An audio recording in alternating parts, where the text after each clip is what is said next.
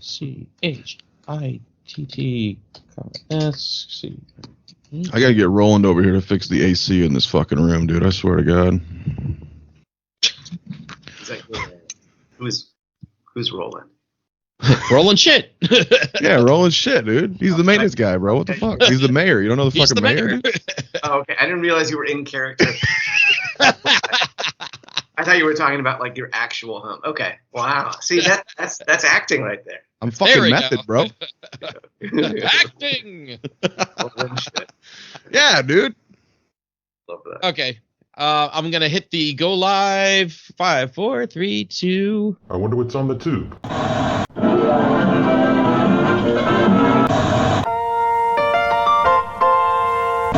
Welcome back. Thank you for being a friend. What you talking about, Willis? You are a meathead. Nothing for you.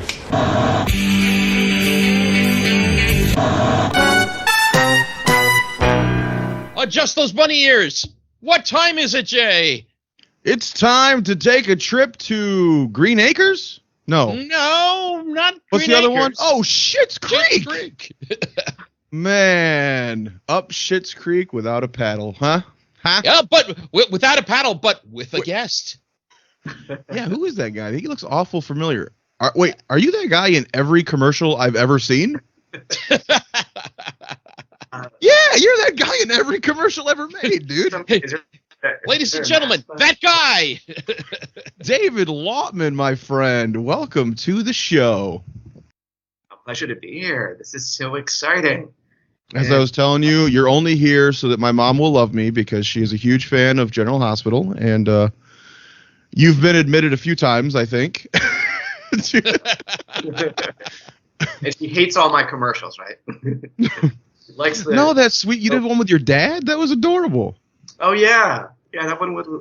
Honestly, that was the first. I've never shot anything with my dad when it comes to like commercials and stuff like that. So that was super cool. It was actually really funny because it was for Lowe's Home Improvement, and I was pretending to just be a delivery driver. But then the deceit of the spot is that you realize that he's actually his son, and he keeps on delivering these packages because the dad is like. Like you think like, oh, maybe the dad is not very technologically inclined, but he knows what he's doing. Like every day he's ordering a new delivery so that way he can spend more time with his little boy. So here in Schitt's Creek, we only deliver packages to our uncle. That real creepy one. Yep. Well, you picked this show, my friend, and thank you. I've been meaning to get to this one. Really? Yeah, it's been on the list forever. I mean, who doesn't love Catherine O'Hara, Eugene Levy? Yep. I didn't know the other two kids, although when I started watching the show, I was like, this David kid. They only cast him because he's got Levy's eyebrows, and then definitely. And then it wasn't until afterwards I was like, yeah, it's his fucking son. Okay. He also has his DNA. That makes sense. Yeah, and kind of developed and wrote the show. And then I guess his dad obviously helped him and stuff like that. But I actually saw there was like a pitch or like a pilot presentation that they had before the show came into fruition, and it was like very different. And they had like obviously different characters playing David Rose's sister. David Rose. Alexis, yeah. Alexis Rose. It was like another actress. And it was just so weird to see it like in like a low budget version of the show. Yeah, evidently they spent a long time because Eugene was like, hey, if you're going to do this, like if you're serious about this, we got to do it right. And so they spent, I don't know, maybe like a year or so just developing the characters and going really deep. Because evidently, like maybe that first version was like not very. It was maybe kind of a superficial like like we got like caricatures of people, but then they really solidified and went in on it. But anyway, it's just nerding out a little. Oh no, it's okay. Dan Levy, and I was like, it's probably his brother or his son who helped him like make the show. Mm-hmm. I didn't even look into that shit until it was over, and I was like, that's the fucking kid. I had no idea that was his actual son until I literally finished watching the last episode, and then I saw his daughter's also on there. Yes. Twyla. And then I was like, Yeah, well, how bad Sarah, does she yeah. feel that she didn't get to play Alexis, right? What the hell happened there? She didn't want to. Really? Yeah. Yeah. You didn't want to? Is that? Yeah, it allowed her to be her own character and not, like have to be part of the, the family, the Rose family center. It's like it allowed her to, like be her own thing. So this was a CBC show, Canadian Broadcasting Corporation. This is what, our second Canadian show we've covered. We did do Kids in the Hall, Death Comes to Town, which was a true. Canadian show. Yes. I don't remember if it was CBC exactly, but Yeah, I don't know if it was CBC.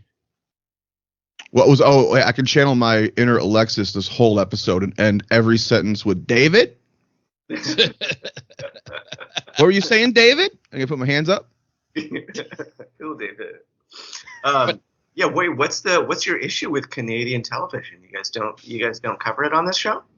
We just haven't got too many of them yet. Right. Yeah. It would be great actually to at some point go back, if it's available, the old SCTV, like with Eugene Levy and Catherine O'Hara and other greats like John Candy. This is Harold not the Ramis, first show Rick we've Moranis. covered that stars somebody from SCTV, though. What other show had a star from SCTV? That would be what was that one? One season. Freaks and Geeks. Yes. Yes, indeed. Yes, Yes, Joe indeed. Flaherty. We already covered that show. Wasn't Rick Moranis also on SCTV? Oh yes. Yeah. Yeah, I think he joined the third season. I think. Yeah, this show it's been on the list. I didn't realize it was 6 seasons, and it ended there during COVID. Mm-hmm. So I'm kind of surprised with all the time I had off. I didn't have time to watch it. I don't know what the fuck I was doing. Oh wait, I was out in the woods with this asshole for 3 weeks. Oh yeah. That's right. That's right. Wait, so you eventually watched everything? Just when you brought it up for the show. This is my first time. I watched, I think, 15 or 16 of them. Wow. I got to watch, I think 12 or 13. Yeah. Actually, this is probably one I will go through. I'll go back, and it actually has, a lot of overarching storylines. So Yep. I kind of read all of the descriptions to try to keep up as I was skipping around. And I almost honestly stopped at season 3 because I was like, I want to kind of go through this whole thing. But yeah, for the podcast's sake, I figure I better know what the fuck I'm talking about when we get to the later seasons and stuff. So what's interesting about the show is I feel like you can pick up the show anywhere, like any random episode, and it's going to be entertaining. And it's fun that you don't know exactly what just happened in the previous episode. Like it has, like, I feel like some sitcoms where it's like, oh, you really kind of have to watch it in order, and it doesn't really allow itself to be watched in that way. But it's like you can pick walk up in any time. Yeah. Yeah. they do give you enough context, though, when they're calling back to something.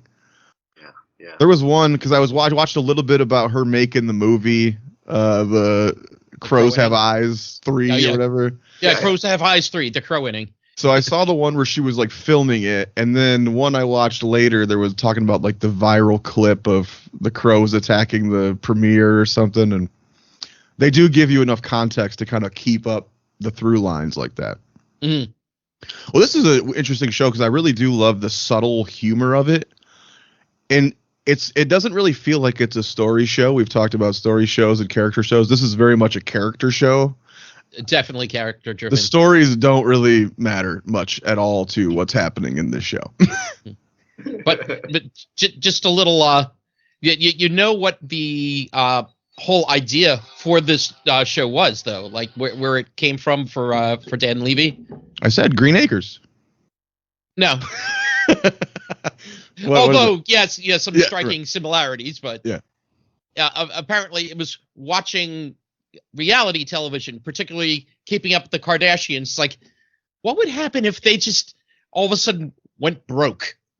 Like, okay. Well, I saw an interview with Annie Murphy. Is that her name?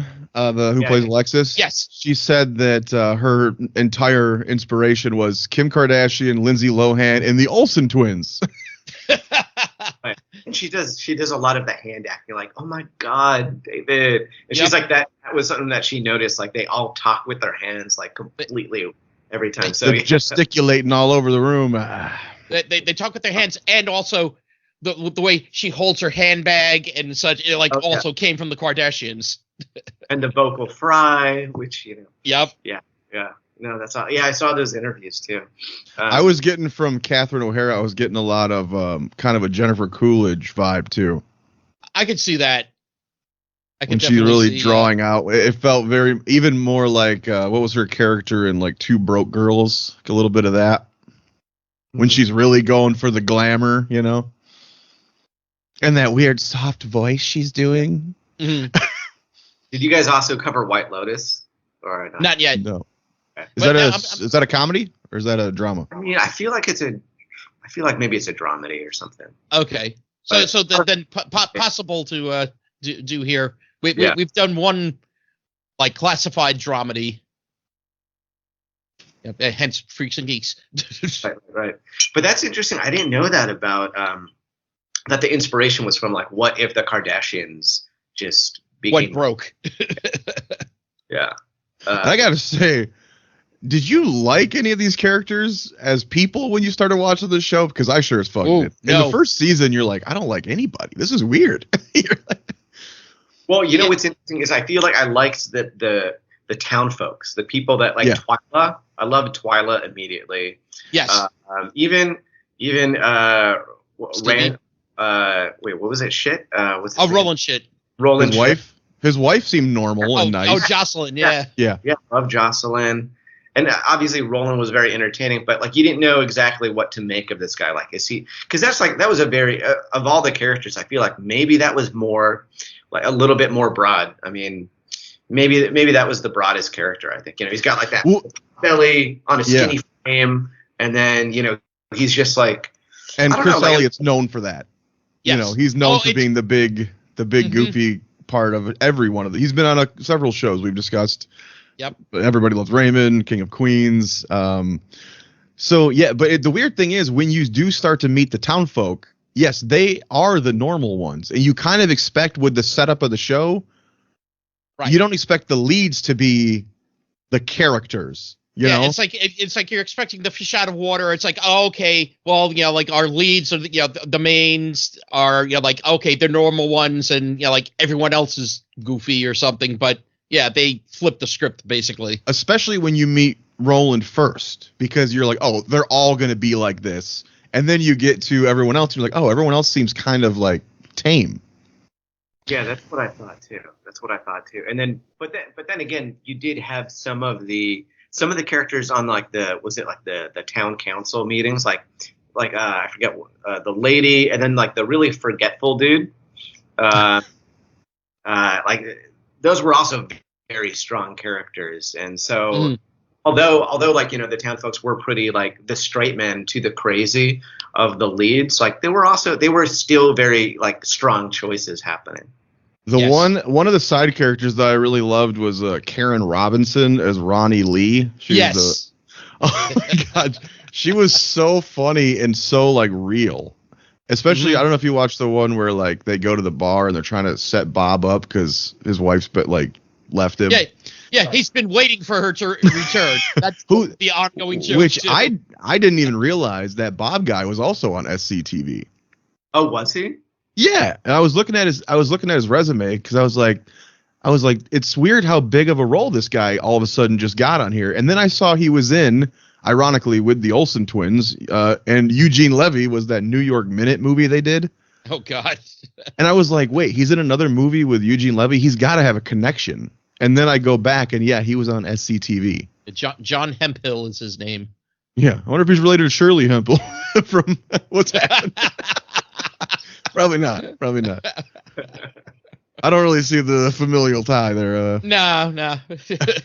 Separated at birth.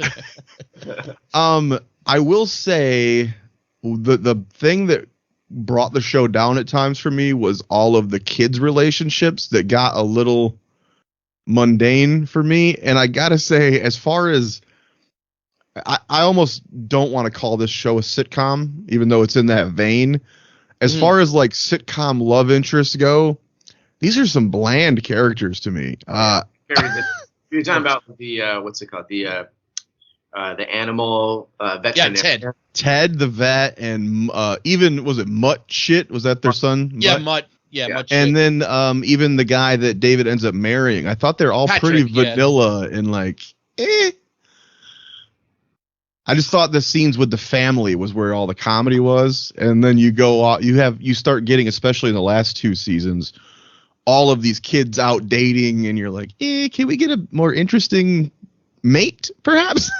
But yeah, because to be honest, it's like it's almost kind of predictable that like okay, Alexis is gonna find like she's gonna find like the hot dude amongst all these like like vermin.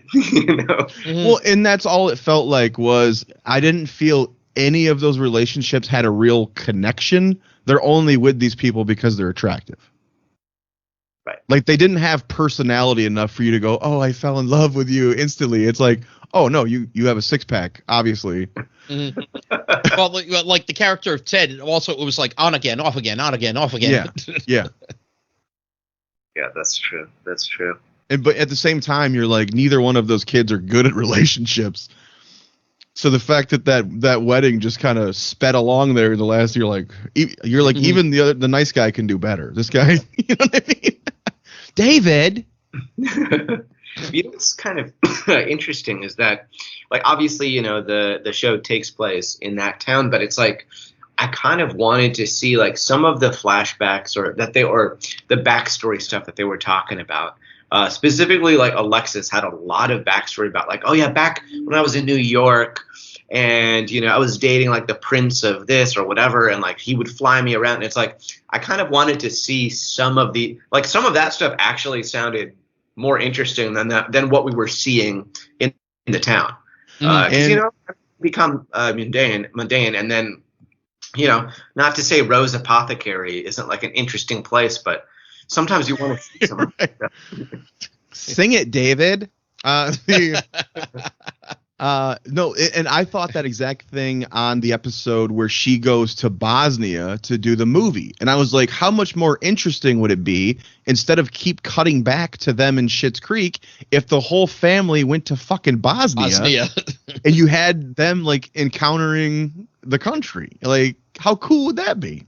I guess that brings up the question of like, wait, so if they can fly to Bosnia, why don't they reroute the plane and go home or go somewhere else? Or right. Maybe it's one of those things where it opens too many doors of like questions. You think the Roses are going to hijack a plane, David? What the fuck? Ew, David. The whole last season they're in prison. It's like that season of My Name Is Earl where he's in prison the whole season.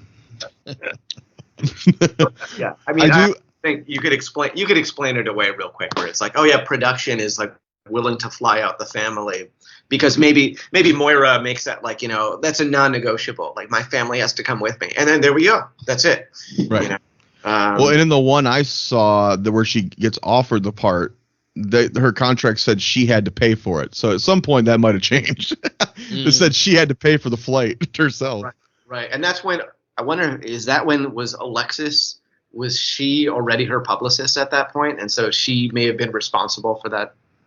David was reading the email with the offer is all I remember on that one. But yeah, later she was her publicist because yeah. Well, and I do wonder, did they explain about the name of the town, how it became Schitt's Creek when do you just name the city after the mayor? I don't know how this happened. Was it his family's thing? Yeah, I guess it was the Schitts, I guess, have been okay. I was part of that town for many years. I do love the play though, the Roses and the Schitts. You couldn't have more opposite. Like it's very on the nose, shitty, rich. Rose, shit. Exactly. Yeah. And then also, what a coincidence! It's Rosebud Motel. Was that? Yep. I spelled my last name with 2 D's. Yeah, that won't work. Sorry, Rosebud Motel. I gotta say it right. Now, do you know where this was filmed? I have to assume Canada, right? Yeah, it was Canada. Yeah, Goodwood, Ontario.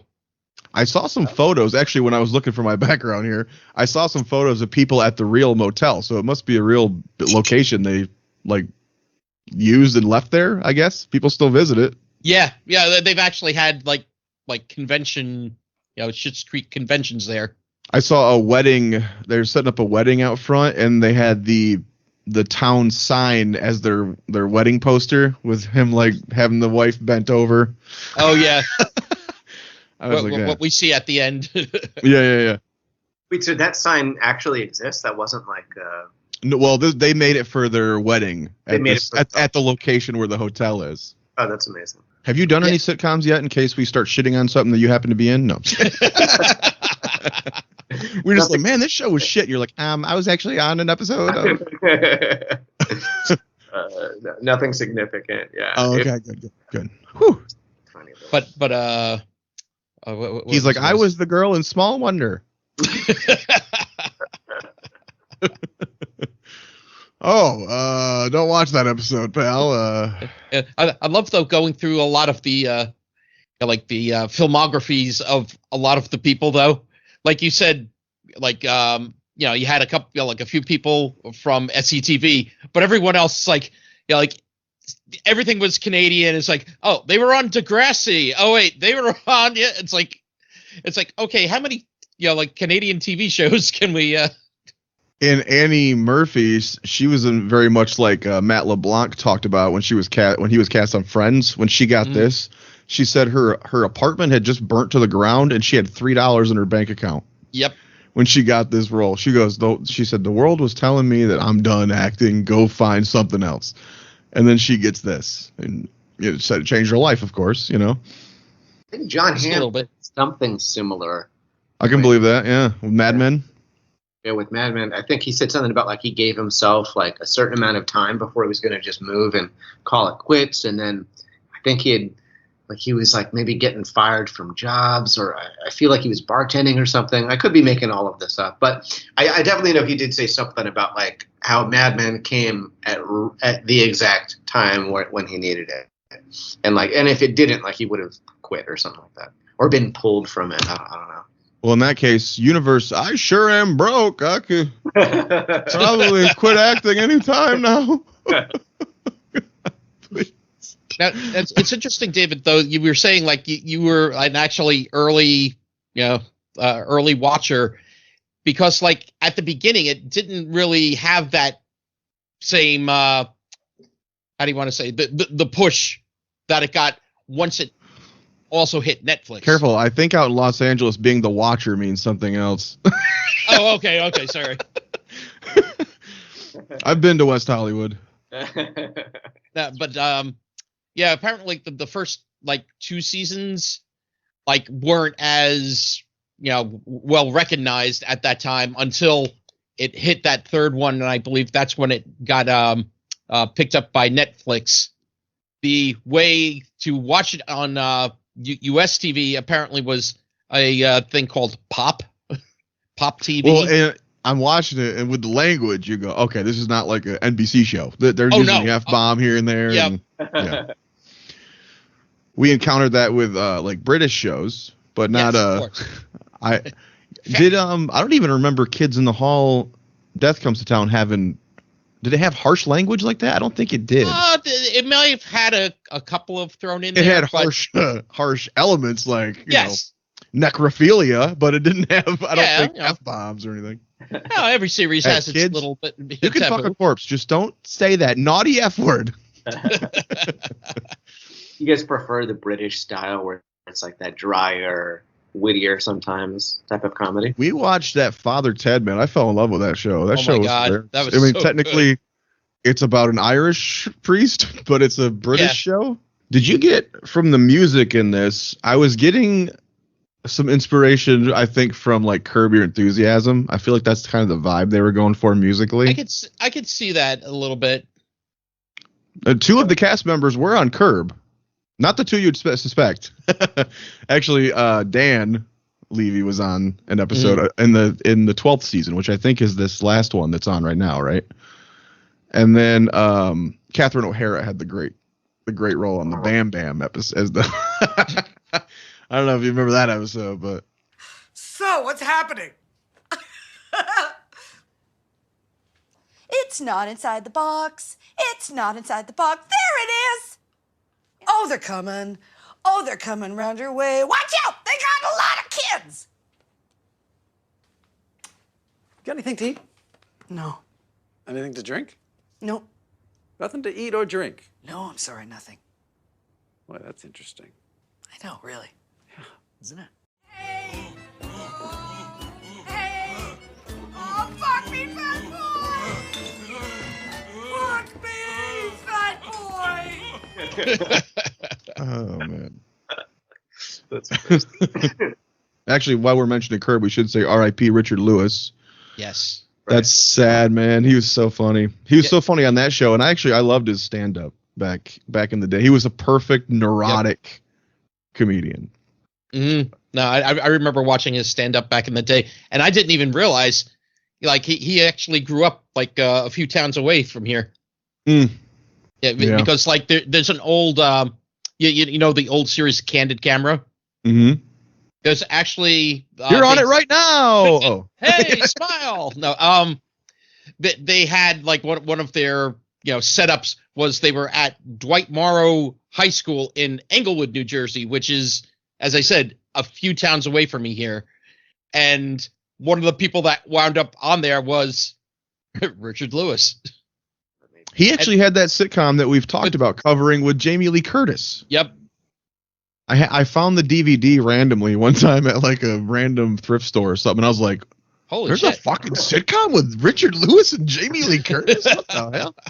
But I think only that first season ever came out. And actually, I think it's not even a season. It's like volume 1 or something. So you don't even... okay. But yeah. It may have been the only copy, Yeah. I'm the guy who owns all those random ass shows that came out of nowhere and disappeared just as fast. When the studios want to reboot, they come to JJ. We're going to do a 4K transfer of Back to You starring Kelsey Grammer and Patricia Heaton. Only one DVD sold to a guy in Michigan. That it's a dual pack, though. You also get partners with Kelsey Grammer and Martin Lawrence. Yeah. All 10 episodes, baby. Pay up. But yeah, I did. Going back to the music for a second, I did notice that it did almost feel like the musical stings and like transitionary type music did seem kind of loosely inspired by Curb.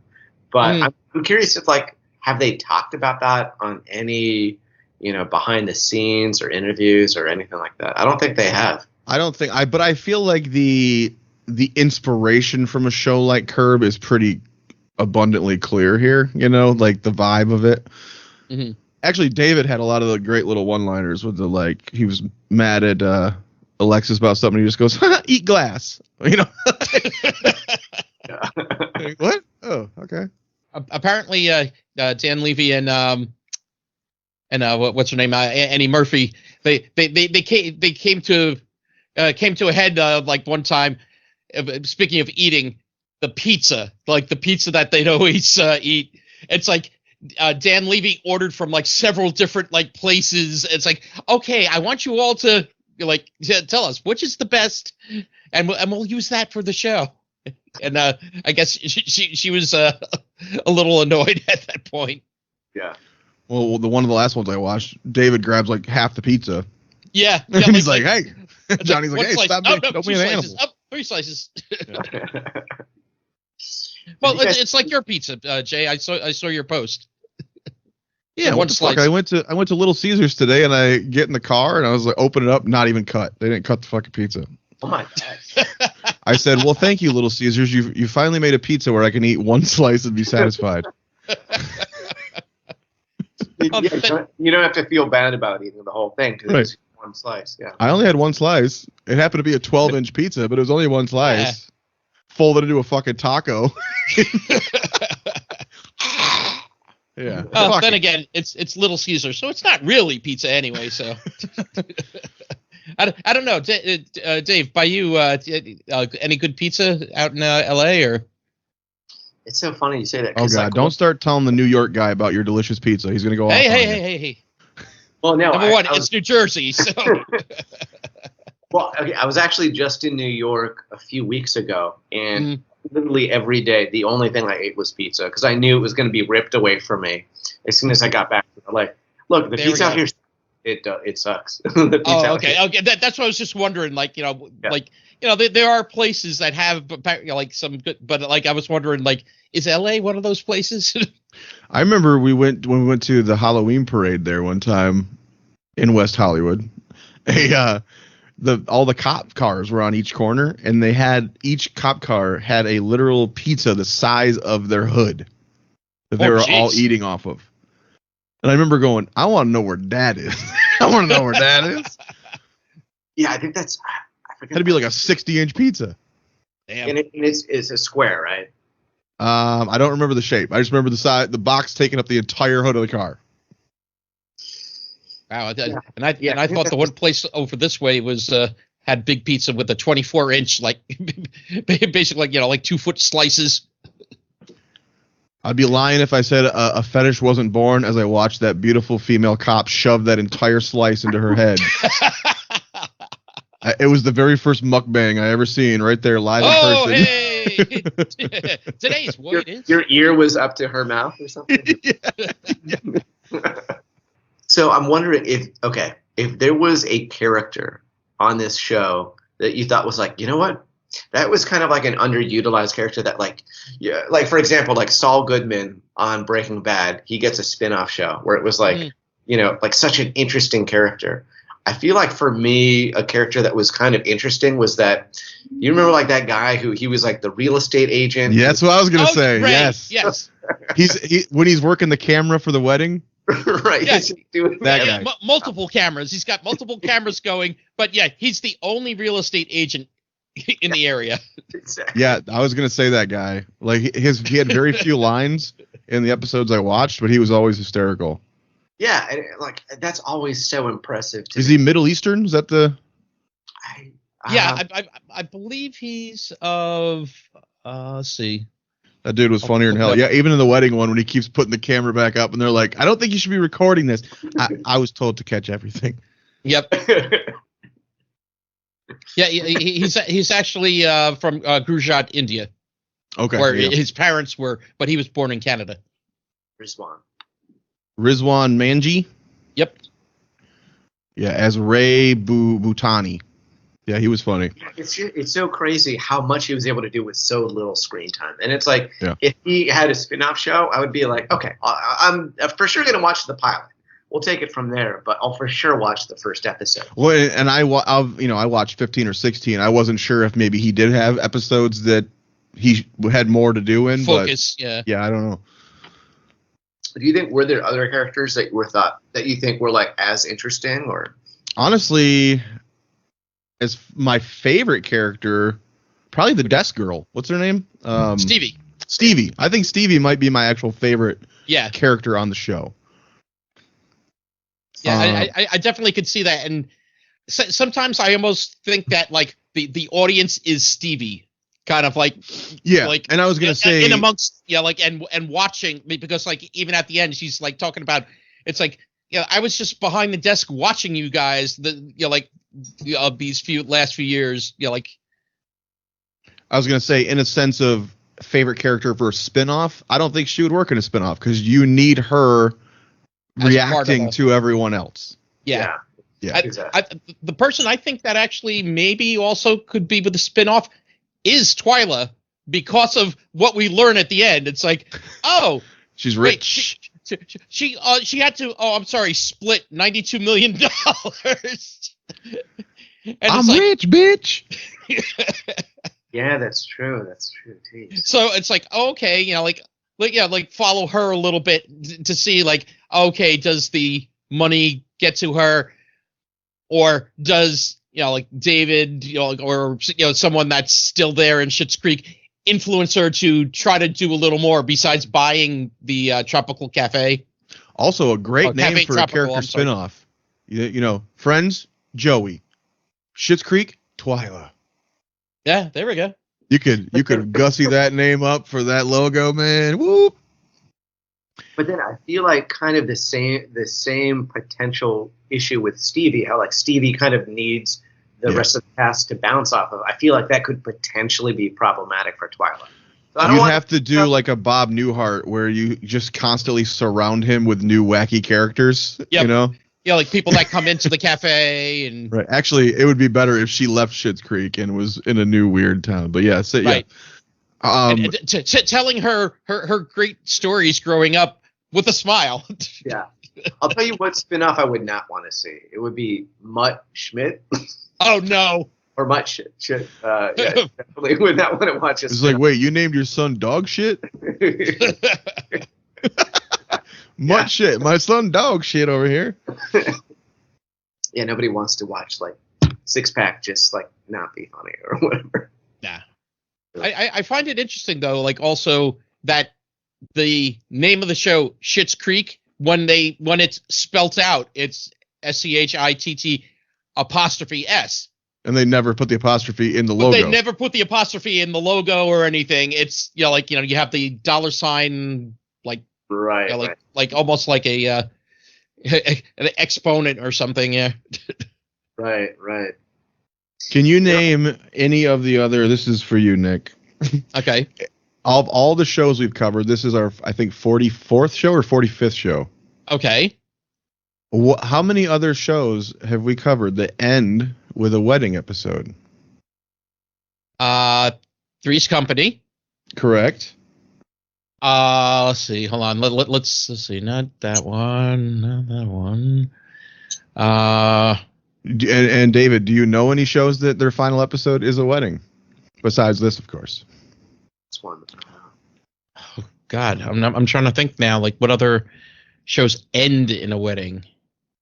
I had at least three more. So you had Schitt's Creek, you had Three's Company, right? You had The King of Queens. Oh, that's right. It ends with Arthur's yeah, like wedding. her dad. Yeah. Yep. You had Raising Hope. Oh crap! Which I remember she was doing her father's wedding, and then at the end he goes, "This is actually your vow renewal." Mm. So you had that wedding, and then I think technically the Beverly Hillbillies ends with two weddings because you have Jethro and Ellie Mae, and hers is kind of foiled because I think the guy's like after her money or something, and Jethro's going to marry somebody else, and yeah, I was just like, yep, typical. They always end with graduations, weddings, births. True. Did you like how Schitt's Creek ended, or was it too pretty of an ending and stuff? And that's the weird thing with the show. I really like this show. I kept waiting to love it, and I don't know that I ever fell in love with it, even though I really enjoyed watching it. I like a lot of the characters. Of course, right. I love the actors, so I'm okay with it. I kept waiting for that punch up, and like, I don't know that I ever super laughed out loud, to be honest. True. I think it got better as it went along, though. I will say that, because like, if you watch season 1 and you just base everything on season 1, I think that's probably the least of the seasons. Honestly, there's the last 2 seasons were where I found all the relationship stuff, so that's where I kind of started to tune out a little bit. But I got the like you said, the on and off again, especially the same relationship, like back and forth. I'm like, okay, I don't care about this fucker. Like, move on. If they brought in fucking Arnold Schwarzenegger to be some weird love interest, I'd be like, oh, okay. Big detail. Neighbor. You know what this show really needed was a David Lautman. Oh, there we go. Yeah, but you're not Canadian, so exactly. just throw on my glasses. Yeah. David, and I'm there. David. But a specific moment, like something that I thought was like that I really enjoyed, and I think like maybe really made the ending, which is like a weird specific detail, but like when Moira became the officiant. And like, with that, I was gonna say she comes in like the Pope on crack. It was so crazy. The truth is, I don't think there was really ever a scene when Catherine O'Hara comes on that I'm not like just like smiling and laughing. Like every time she comes on screen, I'm just ready. When she did the British accent at the car lot, that might have been actually the hardest I laughed. Did you see that one? She's trying to get the deal on the car. She's doing the British accent. Yeah, that killed me. I loved also her like basically all the time the black and white ensemble. Apparently, like the wigs. And the wigs. Yeah, the girls. Again, get it right. Yeah, the girls. But like the black and white ensemble, like apparently Catherine O'Hara was like, I guess there's another actress that kind of did that type of thing, and that's what she was going for. I thought she was trying to reference back to like Beetlejuice. Oh yeah. Is she back in the new one? I don't know. That's a good question. Because like I see Jenny Ortega is gonna be there, and she's like, I guess, the daughter of Lydia. Someone said that Gina Davis is back in it. I'm like, she's dead. She's not supposed to age. How the fuck are you gonna do that? You're gonna de-age her? Yeah, I know. Hey, do you think Alec Baldwin will be back? Does he have a shot? Sorry. Wow. Damn. Oh, hot take. Sorry. We were doing deer camp when that happened, and we had a lot of guns on set. Or was it right after? It was maybe right after. And I remember going, we had a lot of real fucking guns around. Yeah. And then I saw that, and it's like, it's a little close to home, I think. Yeah, I think everybody's sphincter tightened up after that. Like every film set thereafter, it's like they're like, do we have to use real weapons, or could we just CGI this? Just hold on stick or whatever. We had real rifles from like the 1800s. Some of them. Oh my God, Winchesters and yeah, I was like, holy shit! Anything could go wrong. You don't think about that until something like that happens. For sure. But I have to agree with you though, Jay. Also on the one thing, it's like I enjoyed this show, but it wasn't like I didn't get the super laugh out loud that I was expecting, given the amount of awards it won, especially sweeping the primetime Emmys for all the comedy categories in its 2020. I think they all won. Again, they were nominated in there's I think 7 comedy categories, and they swept them all. What competition did they have? Was it just like Modern Family or something? Or yeah, at that point, Modern Family did end in 2020 too. Yeah, as well. 2020 as well. Also, Marvelous Mrs. Maisel, I think, is another one that was going at that time. That was one of the critical darlings that had won before. Right. No, I think they were up against like Cosby Mysteries or something. It was in reruns on TBS. Cosby Mysteries. Oh God. They're like, you know what? I think that fucker he deserves an Emmy again. Let's go back. The Cosby Mysteries. Right. I'm gonna right some wrongs. What's in this drink? Is this the only sitcom we've covered that ends with a happy ending hand job, though? I think it might be. Well, yes. Yeah, like this show definitely did have a happy ending. Actually, we got to cover that show someday. I love that show, Happy Endings. That show's great. What was the context of that again? That was like David got the hand job? Like on accident? Yeah, he got a massage, and the masseuse gave him a hand job, and he thought his husband had like paid extra for it. Right. Yeah, because right. Patrick put money in an envelope, and it's like make sure to give him the like a great massage, like emphasized or whatever. So yeah, that was the. He goes. He goes. What makes you think I wanted him to give you a hand job? I left him money in an envelope with a note that said, "Take very good care of him." And he goes. Now that I say that out loud. And then it's like, how was it? No, don't tell me in that. And then when they're hugging, he's going to Stevie. Yeah, the final episode was literally called Happy Ending. That's awesome. I was wondering also what they were going to do at the one point with Dan Levy, for David, because David. Yes, say it right, bro. Come on. I thought he was going to be just just homosexual, but it turns out then all of a sudden, like the next episode I had watched like the first couple, and then the next one was I think episode 10, and all of a sudden it's like he and Stevie had slept together. I'm like, oh, okay, hold on. Yeah, he's pansexual. Yeah, I watched the interview too. It must have been right after the show ended, and someone asked, like, how did you come out to your father in real life, to Eugene?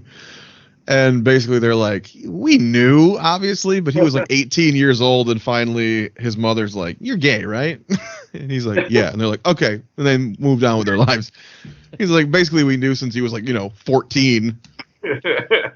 It's not like he's pretty flamboyant about it. He's not like hiding it. You know what I mean? No. Like, were they just eating in the morning and the mom's like crunching down on some like strawberry jam? Right. Hey, right? It's time, We don't gotta keep living this lie. It's actually kind of funny, like about the coming out thing. Remember, did you see the episode with David throwing Patrick the surprise party, and he invited Patrick's parents? Oh, they talked about it in the interview. That he said he was most proud of the episode where Patrick had to come out to his parents. Yes. Is that the one? Yes, it's the one, because basically the whole thing, like the first person to greet the like Patrick's parents is Johnny, is John Rose, and in speaking to him, it's like, oh, that they're a couple, and it's like, oh no, they're like that a partner, like like David and Patrick, and they're still thinking partner as in business partner, and then like he said something else that it's like and like the two of them are just kind of like looking at each other. It's like, oh, you didn't know. Oh. Well, because also 3 years in a row they won Outstanding Comedy Series at the GLAAD Awards. Mm-hmm. Oh, okay. That makes sense.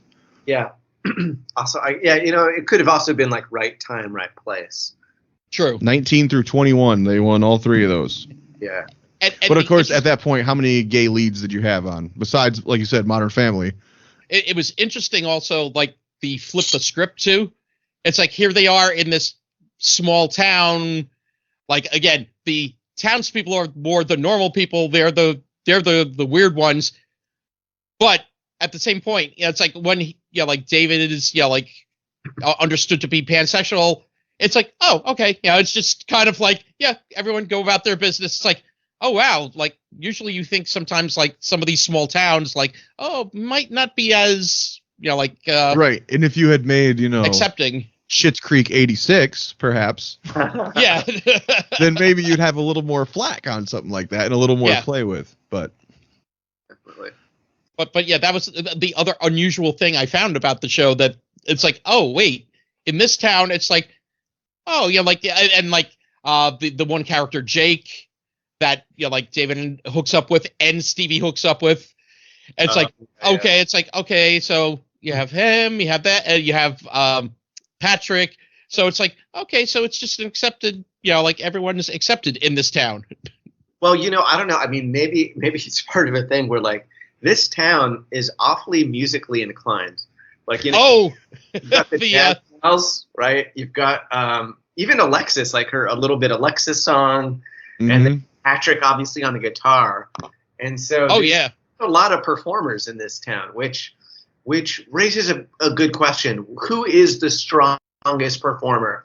Like if you had to watch one performance like for the rest of your life, would it be a jazz gal show? The Jazz Gals. Yeah, or possibly Alexis. Well, the girls singing at the wedding at the end was awesome. They were doing great. Yeah. And then of course, Patrick comes in and does his little Mariah Carey serenade at the end. Yeah. But I actually, it's interesting you bring that up though, Dave, because like the version that Patrick sings to David of Simply the Best. Yeah. Simply the best. Yeah, well, apparently that went to #1 on the Canadian pop charts. After the show. After the show, that they released the track and it actually went to #1 on the Canadian pop charts. When I was on YouTube after I finished watching it, looking for like interviews or behind the scenes stuff, you have no idea how many fucking Little Bit Alexis fucking videos I saw and all these compilations of like TikToks. It must have been a big TikTok thing too, I guess. Oh, okay. Was it as big as the Wednesday dance? I don't know. I'm not on TikTok, but it looked like it from those videos I saw. Yeah, maybe not as big, but yeah, that's funny. I would have loved to have seen more of that, a little bit Alexis stuff like that. So that was like a failed pilot, right? That she had going on. That was it was supposed to be a reality show based on her life, if I remember correctly. Well, that makes sense right. given what he said about the inspiration for the show, for the reality shows. And in the interview that I saw also, she said that was just her and her friends fucking around. They made that song and then brought it to Dan. And he was like, fuck yeah, we're putting that on the show. Really? Yeah. Because it was a call-in show and someone goes, what was your inspiration? And she said, a lot of Britney and a little Paris. That's what she did. Because I think that probably was when Paris was still trying to do her music career or whatever. Oh, God. Didn't she have a reality show where she was a musician, like a singer or something for a minute? I'm or not a DJ? sure. I She was know doing they something had with music. the Simple Paris Life Hilton. thing, but yeah. You know, I saw Annie Murphy was on an episode of Black Mirror. And Yeah. I don't know if you guys saw, did you see that episode? I haven't seen the show, but I did see that on her credits. Oh, yeah. Yeah, it was a really interesting episode, but she wasn't too different. As much as I love her, I'm like, I wonder, like, how much range does this woman have? Or is it that curse when it's like when your first thing hits, like people can really only see, it's like the Daniel Radcliffe effect, or like even Miley Cyrus, and then you have to like shed it off by doing crazy other stuff, which is what Miley did. You're talking to the fat drunk friend in every terrible Michigan-made movie, bro. You think I don't understand? Right. No, she said she thanked. There's a show that I haven't seen either. I think it's called Kevin Can Fuck Himself, and she stars in that. Yeah, and she said that is the complete opposite character from Alexis, and she was very grateful to get that. She said. Nice. Oh. So maybe check that one out if you want to see her with a little range, because I would love to. Yeah. Well, yeah, this was, like I said, this was an interesting show because I really enjoyed it. I probably will actually go back and watch the rest of them. I'm just waiting for that thing that really hooks me in to, like, I was talking to a coworker yesterday and I was like, oh yeah, we're watching Schitt's Creek for the podcast. And he goes, oh, it looks really funny. Should I watch it? And I was like, I don't know if I could recommend it to you, like, especially someone who, if you're not in love with these actors already, I don't know that I could just tell you to dive in, Right. It is a big commitment. It's a lot of time. It's 80 episodes over 6, which actually is pretty short for 6 seasons. Was it 13 for all of them except for one was 14 or something? Yeah. The last one had 14. Yeah. So, yeah, I'm not sure. Like, I'm going to go back and finish it though, because it is one of those, I never like put my phone to my face and stopped watching. I was always engaged with it and like waiting to see. And they do it kind of early on. They do a few of the cliffhangery type where like leading you to the next, but they do stop that after a while. Like, I feel like only maybe the first season is like cliffhangery. And then that's, like you said, it feels more episodic where you can just jump in anywhere after that. Even though there are, storylines that go throughout, but Right. I don't know. Well, if you had to give it a score 1 to 10, David, what would you give it? 10 being the best. Yeah, 10 being the best. I would say like maybe a solid 7.5. Okay, so even you're not quite pinning the needle. Because here's the thing, like I agree with you on that, where it was like although it was entertaining and funny at times and interesting characters, I also didn't experience that thing where it's like, oh, I got hooked in. Where it's like with shows like Breaking Bad, Game of Thrones, it's like you can. It was like a noticeable like hook where you're like, oh yeah, this show is it's something else, unbelievable. And it's like I think it'd be cool if this show had it, but for me it didn't. With that said, like I still watched it all, and I still enjoyed it. But it's an easy watch. It's an easy watch. Goes down easy. Again, like it's like you said before, Jay, character driven. So don't look for like the big story. But yeah, like I think that's really the way to put it on that. And I kept thinking to myself, I mean, I could watch Eugene Levy read a phone book. I think that man's so entertaining. Mhm. Catherine O'Hara, I could watch her knit a sweater, just because I love them so much. And I kept thinking, if it was a no-name actor in either of those roles, would I keep watching? I don't know that I would. Yeah, I wouldn't. I would. That's true. Yeah, like if they would have to have that same charisma that those those. It's like it's almost like I'm giving them the bring. benefit of the doubt because of my history with them. That's Yeah. Well, look, I mean, I only was willing to watch the show because of those two. I was like, okay, these two are in it. Yep. I'll give it a watch. And people are saying it's interesting. Okay, I'll give it a watch. Yeah. Interesting character. Like, I think Catherine O'Hara makes some very interesting choices in this when she's doing very the much wigs so. and like the outfits and that scene. Even when we see her at the crow's nest in the movie, I'm like, I've been in those terrible movies, man. I've been in those terrible. And you're trying. She's standing there. She's trying, and I've been there. I know you've been there. David, I know you've been there. Yeah. I want to see that movie. I want to see that. Yeah. What is it called? The Crows? We'd be lost because we haven't seen The Crows Have Eyes 1 and 2. So yeah, 1 and the 2. Crowaning. Yeah. The Crowaning is number 3. Crowaning. I think it's probably like Birdemic. Oh, God. Which they actually made a sequel to. I heard that. What? Yeah, someone was like, let's make the worst sequel ever to the worst film ever. Oh my God. They didn't call me. I was waiting for the call. So I'm curious. But by the way, we were talking about Catherine O'Hara's wigs earlier. Yeah. Did you know the wig that Chris Elliott was wearing was the same wig that he wore? Now, I don't know if either of you have seen this, but Cabin Boy. Okay. Yeah, it's the same one from that movie. I wondered because there was an aerial shot. I think it was when Eugene was cleaning the gutters, and you could actually see his bald spot.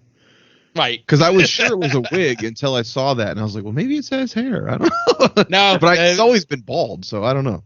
Yeah, no, but yeah, that's from the movie Cabin Boy for all those that like fans that I like myself that actually saw that in the theaters. For a wig to have a bald spot, that's an impressive wig. True. What were you curious about, David? Oh yeah. I was gonna say because you guys were talking about how certain shows, how like they'll hook you, right, and then you're like, okay, I'm really into it. So I'm curious, like for character-driven shows, like what is probably like if you had like one example of a moment where you were like watching a show and you were like, okay, this is gonna be my show, and what is it about a show that hooks you? Well, and it's going to be different for us because we cover mostly sitcoms, traditional sitcoms. This show is actually kind of an outlier, I would say, a little bit from that. Not as much as like Freaks and Geeks was. No, yeah, that was this is more of a dramedy. Yeah. So for a sitcom, hooking you is going to be different. The moment I saw Al Bundy, I knew I was going to watch everything that man ever said. You know what I mean? I'm Married with Children.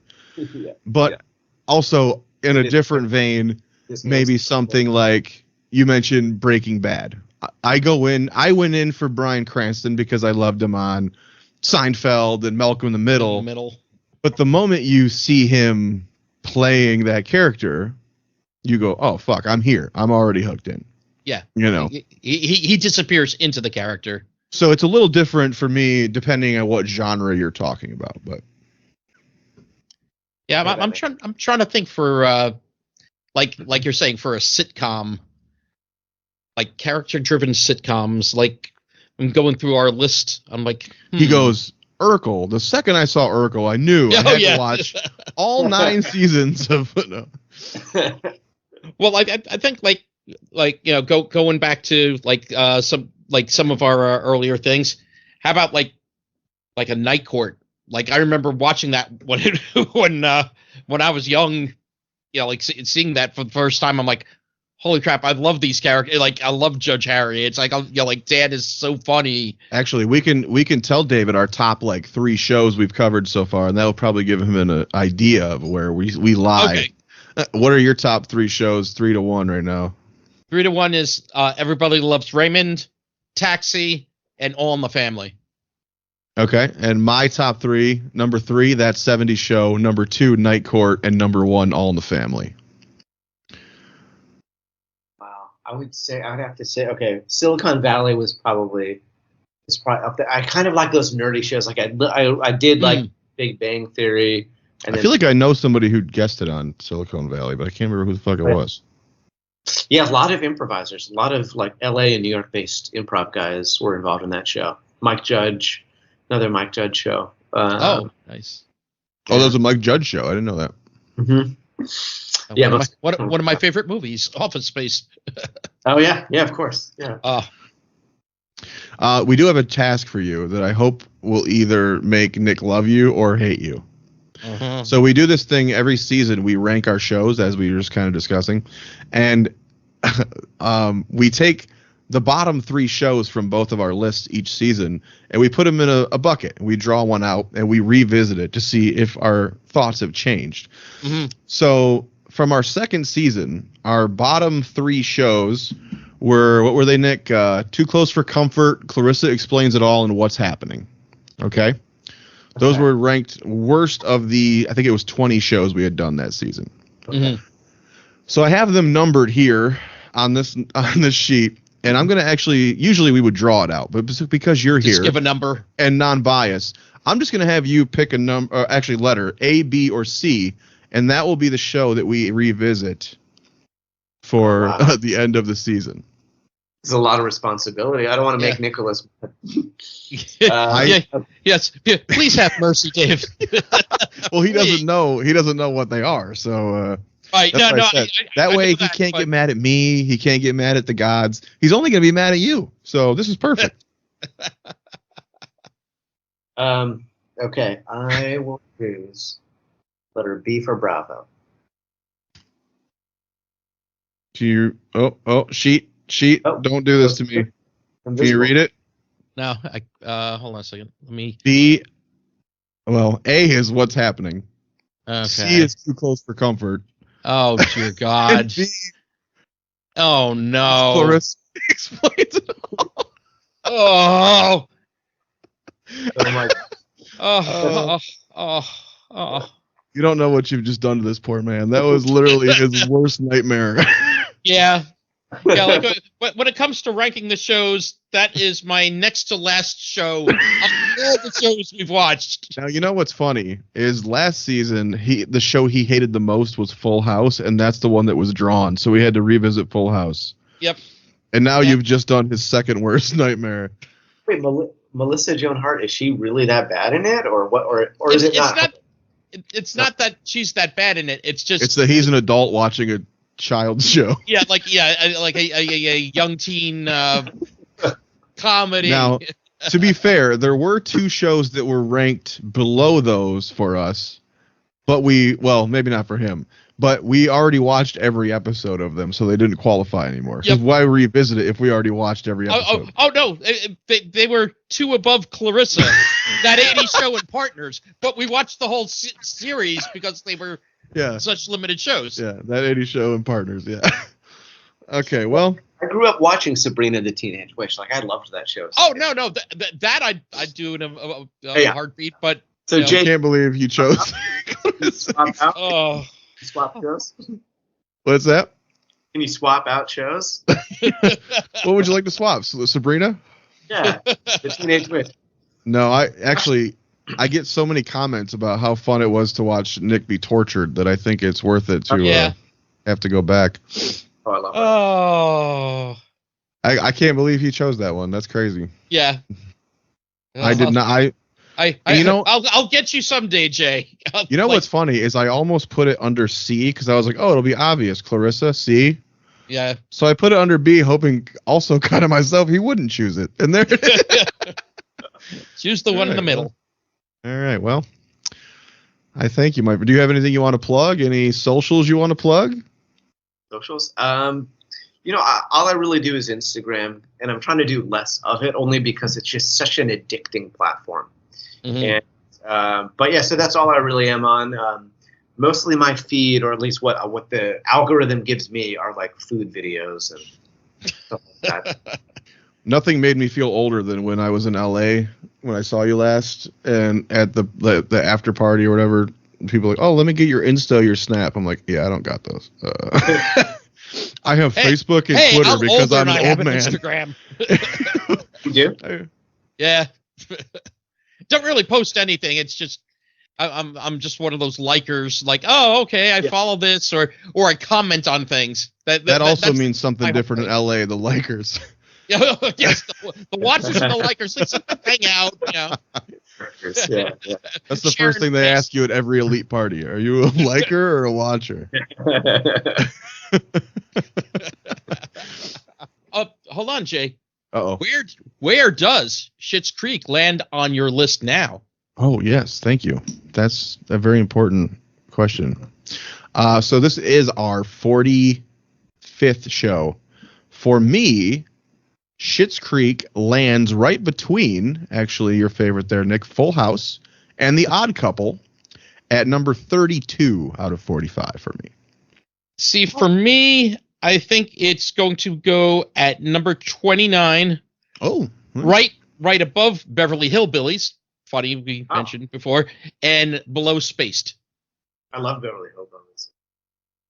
Oh yeah, no, it's nothing. It's just we've watched a lot of sitcoms so far, so it's like even the ones that it's like, oh yeah, I really like that. Like I grew up watching Different Strokes. Yeah, Different Strokes is one above Spaced. I'm waiting for the day that something will usurp 8 Simple Rules from the bottom of our list. Oh god, I'm sure there's something, and you know what's going to happen once that happens. We're When gonna we have to rewatch do this it. whole like pull from the hat thing. That's going to be the thing we have to rewatch. Mark my word. Hey, blame him. He did it. You see how I did that? Made you the bad guy. Ha! Wash my hands. Na na na na na na. No, don't remind me of that theme song. All right. Well, if you want to find us, you can find us at facebook.com/sitcommyface. Email us sitcommyface@gmail.com. Find us on YouTube, Sitcom My Face, a situation comedy podcast. You can find him, Nick, on Twitch at netnick191. You can find me on Twitch at BidwellFog. You can find me on YouTube, BidwellFog. And anything else I'm missing? Did you say our YouTube as well? You did. I did indeed. Okay. I think. Okay. Maybe. I don't know. What is it? It's only my fucking 60th time doing this. You think I know things? Nah.